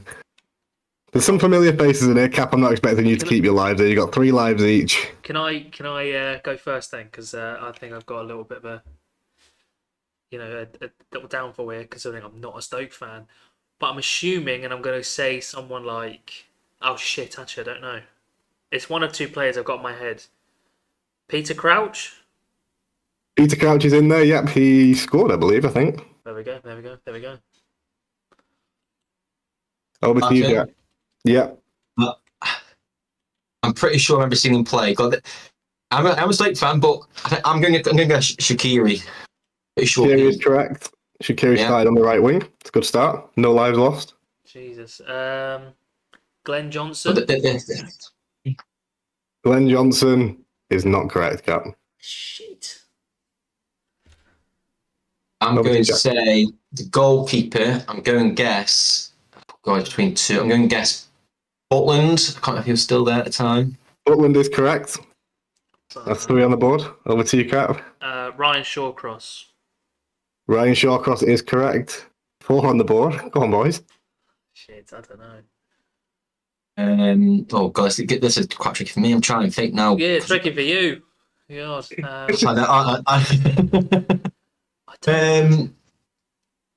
I've got a couple. I can't remember if Onautovic left us before. I'm going to go to start that game. Yep. Shit. Did he? I can't remember it now. I'm going to give a name out here, but no, I'll go for Diouf, Mame Briman Diouf. I don't know if he was still there. Mami Biram Diouf started on the left wing.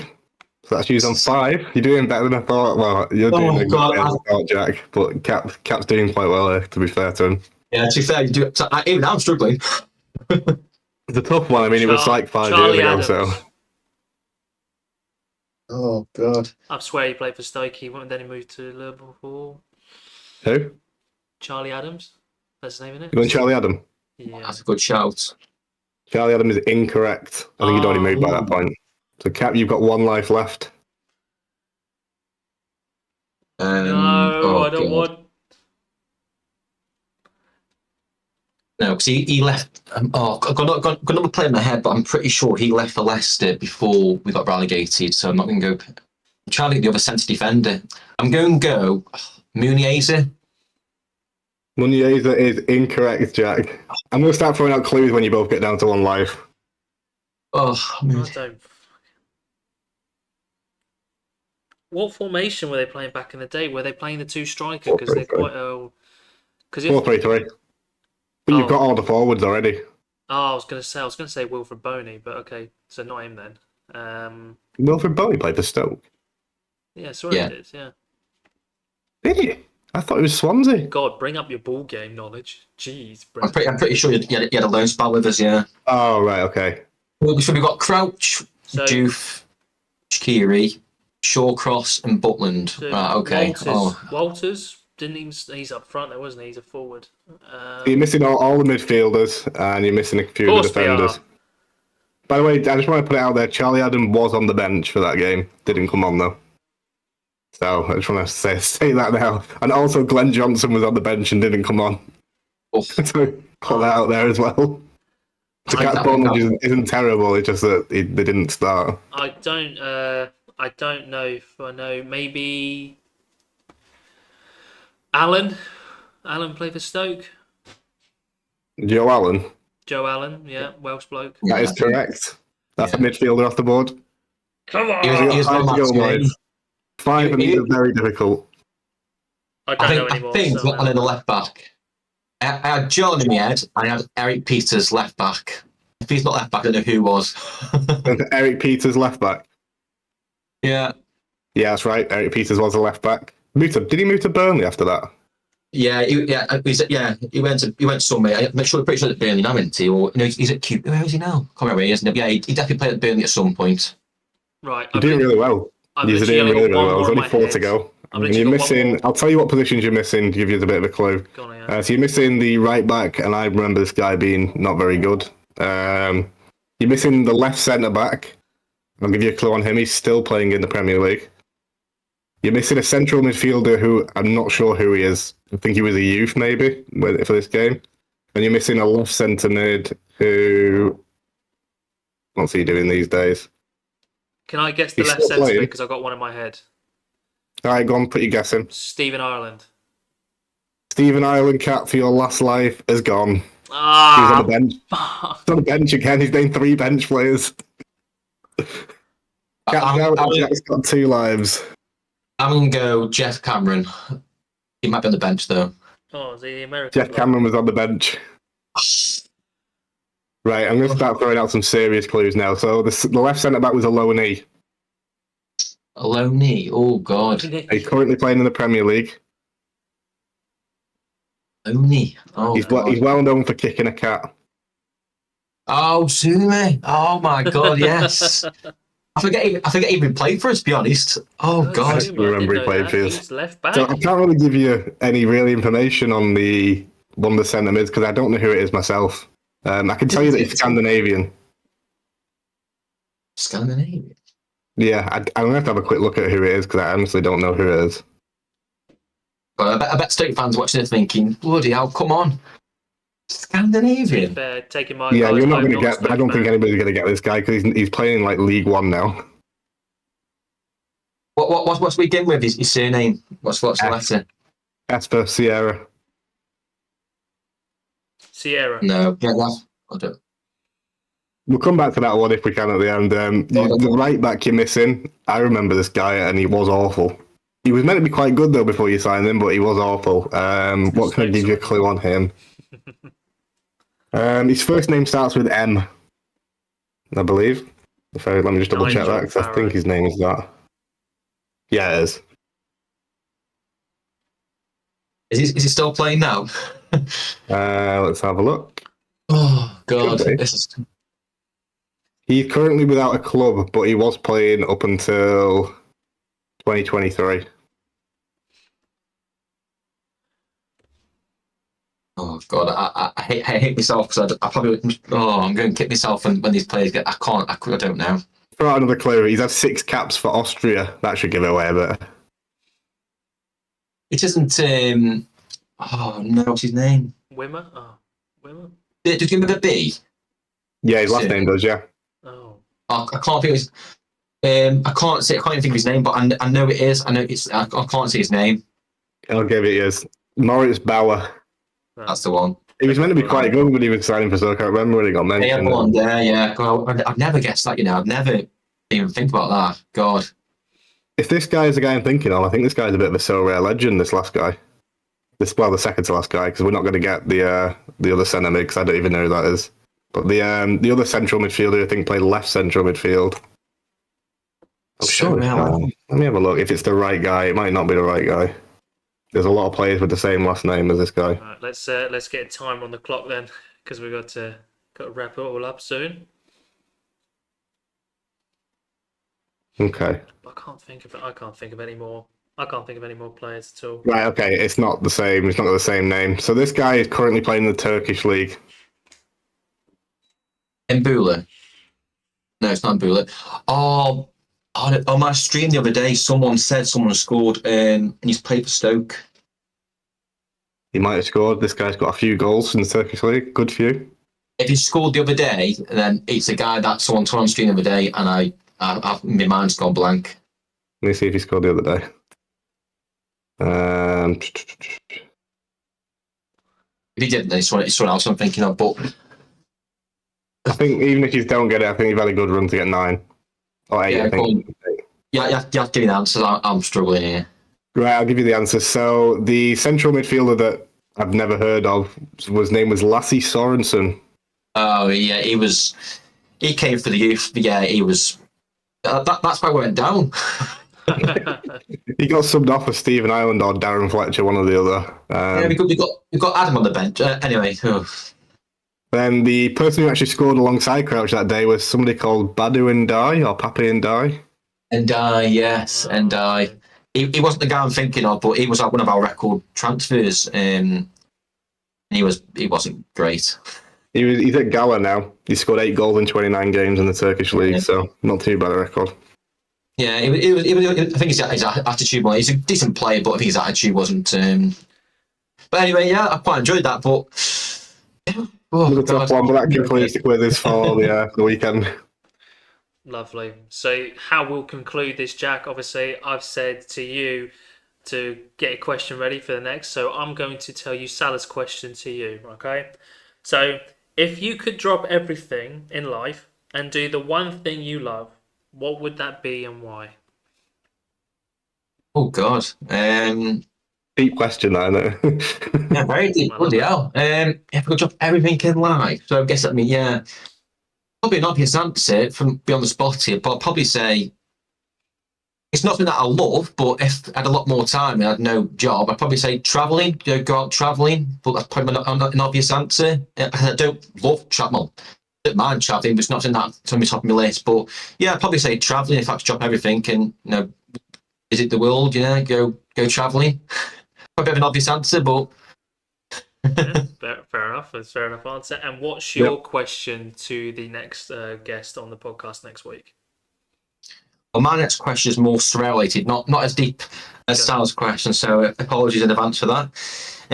I've got 2, so I'll go for this one. So this is without knowing prices on Sorare today, but if you could go back in time when you started Sorare, wherever that might have been, with the knowledge you had to have today, again, without knowing the markets too much, the prices, etc., what would you have done differently? So if you started Sorare today, back in the time when you did start, what would you do differently? If that makes sense. So again, probably not knowing too much about the market, the prices, but would you change your strategy?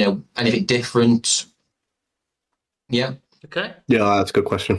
Love that, and we'll end that, guys, to today. So, Jack, mate, thank you so much for joining us, fella. It'd be brilliant to have you again on very soon, I'm sure.